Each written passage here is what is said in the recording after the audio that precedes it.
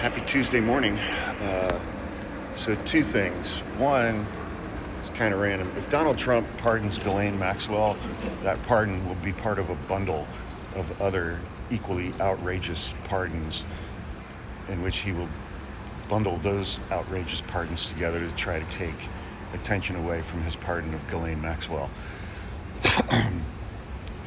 Just had that random thought when I was starting to hit record. So second, the stuff that Donald Trump is doing in Washington D.C. by deploying National Guard troops to be law enforcement officers on American streets, and deploying members of the military to be law enforcement officers on American streets in Washington D.C. None of those troops have any training in law enforcement. Like, they're not beat cops, okay? And so this is all going to be for photo ops, and Donald Trump is absolutely desperate to start arresting black people. If they're 14, fine, have at it. That's what he's going to do.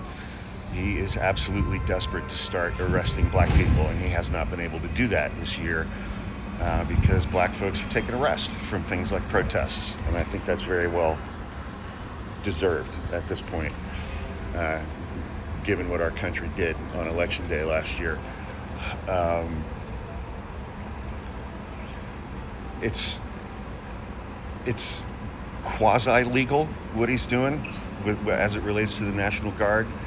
He can declare an emergency and put them out on the streets for 48 hours, but that's typically for things like, riots, like what took place on January 6th. He's explicitly admitted now that he had the power to do that on January 6th, 2021, and chose not to. He told people that was Nancy Pelosi's fault, that she had control over the National Guard. Fabricated, but of course his inbred, fart-huffing, mouth-breathing, Gomer Chud MAGA supporters bought that hook, line, and sinker. This is just photo ops and an attempt to start arresting black people. That's all this is.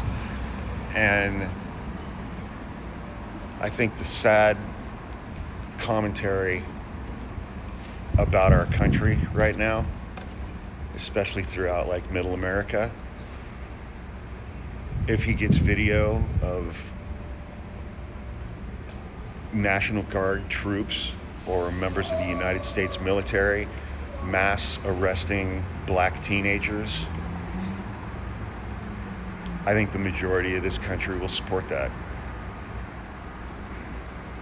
I think the majority of this country will support that. It'll be at least in the 40-45% approval in that arena. And I think that's fucking atrocious.